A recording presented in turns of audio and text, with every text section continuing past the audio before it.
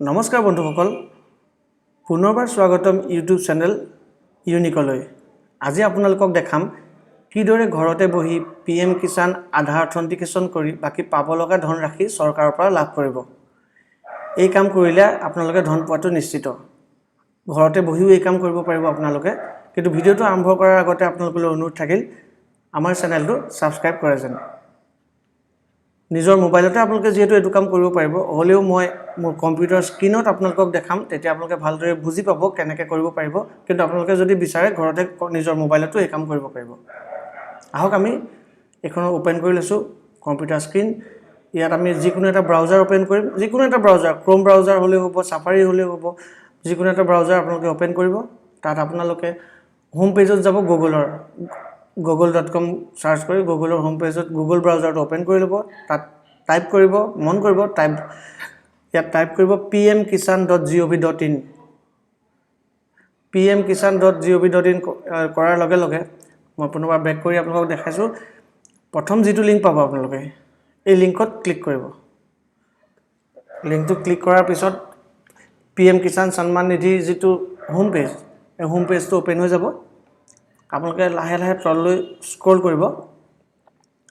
তাত এটা অপচন আছে চাবচোন তাত আছে এডিট আধাৰ ফেলুৱাৰ যেটো মই কাৰ্সৰে আপোনালোকক দেখাবলৈ যত্ন কৰিছো এডিট আধাৰ ফেলুৱাৰ ৰেকৰ্ড ইয়াত ক্লিক কৰিব এই পেজটো ক্লিক কৰাৰ পিছতে আপোনালোকলৈ চাৰিটা অপচন আহিব এটা আছে Aadhaar number account number mobile number আৰু ফাৰ্মাৰ নেম ইয়াত আমাৰ চাৰিটা অপচনৰ গোটে চাৰিটা কাম নিদিব গতিকে আমি ইয়াৰ পৰা সিলেক্ট কৰিব লাগিব একাউন্ট নাম্বাৰ যেটো অপচন আছে দেখিছেনে 2 নম্বৰত আছে এটো অপচন মই নিশ্চয় আপোনাক কাৰ্সৰলৈ দেখাবলৈ যত্ন কৰিছো এই 2 নম্বৰ থকা যেটো আছে একাউন্ট নাম্বাৰ অপচনটো এই একাউন্ট নাম্বাৰ অপচনটোত আপোনালোকে ক্লিক কৰক ক্লিক কৰাৰ পিছত তাত টাইপ কৰিবলৈ আহিছে দেখিছেনে একাউন্ট নাম্বাৰ তাত আপুনি টাইপ কৰিব নিজৰ একাউন্ট নাম্বাৰটো যেটো একাউন্টত আপোনালোকৰ পিএম কিষাণৰ ধনৰাশি সোমাইছিলে হয়তো কিছুমানৰ 9টা সোমাইছে কিছুমানৰ 7টা সোমাইছে কিছুমানৰ 5টা সোমাইছে তেনেকৈ যেটো একাউন্টতে সোমাইছে সেই একাউন্টত তাত টাইপ কৰিব একাউন্টত টাইপ কৰাৰ পিছত তাত সাইডত এটা আছে ইমেজ টেক্সট বুলি এটা বক্স আছে দেখিছেনে ইমেজ টেক্সট যেটো বক্স আছে তাত ক্যাপচাটো নিজৰ যেটো সাইডত লিখা আছে ক্যাপচাটো টাইপ কৰিব ইয়াত মই ক্যাপচাটো টাইপ কৰিছো তাৰ পিছত আপোনাৰ যেটো সাৰ্চ বটন আছে সাৰ্চ বুটাম যেটো আছে দেখিছেনে মই কাৰ্সৰলৈ আপোনালোকক দেখুৱাইছো তাত ক্লিক কৰিব ভিডিওটো শেষলৈকে চাব অকমানো কাটি নিদিব তেতিয়া স্পষ্টকৈ দেখিব এটো যেতিয়া সাৰ্চ কৰাৰ লগে লগে ফাৰ্মাৰ ডিটেইলছ খিনি গুছি আহিলে যিখিনি মই ঢাকি দিছো তাত ফাৰ্মাৰ ডিটেইলছ খিনি আহিলে কমপ্লিট আপোনালোকে একদম খুহাতে গুছি যাব চাইডলে তাত এটা অপচন দেখিছেনে তাত একচন আছে একচনৰ এডিট বুলি অপচন আছে তাত ক্লিক কৰক এডিট অপচনটো ক্লিক কৰাৰ পিছত আপোনাৰ যিজন ফাৰ্মাৰ মানে বেনিফিচিয়াৰি যিজন ফাৰ্মাৰৰ এগেইনষ্টত পেমেন্ট হোমাই একাউন্টৰ তেওঁৰ আধাৰ কাৰ্ডটো আপুনি হাতত ল'ব আৰু যেটো তাত অপচন এটা আছে ফাৰ্মাৰ নেমত টাইপ কৰিব আধাৰত যিদৰে নাম নেমটো আছে অকনো স্পেলিং মিছ নকৰাকে তেনেকে টাইপ কৰিব তাৰপিছত টেব মাৰিব তাৰপিছত মোবাইল নাম্বাৰ দিব ফাৰ্মাৰৰ মোবাইল নাম্বাৰ মানে খেতিয়কজনৰ মোবাইল নাম্বাৰটো তাত ভৰাব আৰু যদি আধাৰটোৰ লগত যেটো মোবাইল নাম্বাৰ আছিল সেই মোবাইল নাম্বাৰটো দিলে বেছি ভাল হয় গতিকে সেই মোবাইল নাম্বাৰটো তাত ভৰাবলৈ যত্ন কৰিব নিশ্চয় মই চাইছো মোবাইল নাম্বাৰটো কি আছে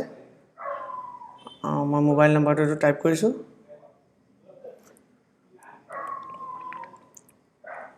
তাৰ পিছত আকৌ মই টেব মাৰিলো টেব মাৰি পেলাই দেখিছে তাত এটা অপচন আছে নিউ আধাৰ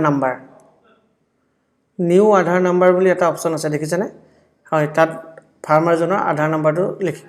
আগত যেটো নাম্বাৰ আছে আধাৰ নাম্বাৰ XX কৰি লাষ্টৰ 4টা নাম্বাৰ দিয়া থাকে দেখিছেনে এটো একচুয়াল আধাৰ নাম্বাৰ নহয় ফাৰ্মাৰজনৰ এটো এটা হয়তো তেওঁলোকে এটা ডেমো দিছিলে দিয়াৰ পিছত সাবমিট কৰিব সাবমিট কৰাৰ পিছত ইয়াছক 30 সেকেন্ড মান সময় ল'ব তাৰ পিছত আহিলে your Aadhaar authentication successfully your record update successfully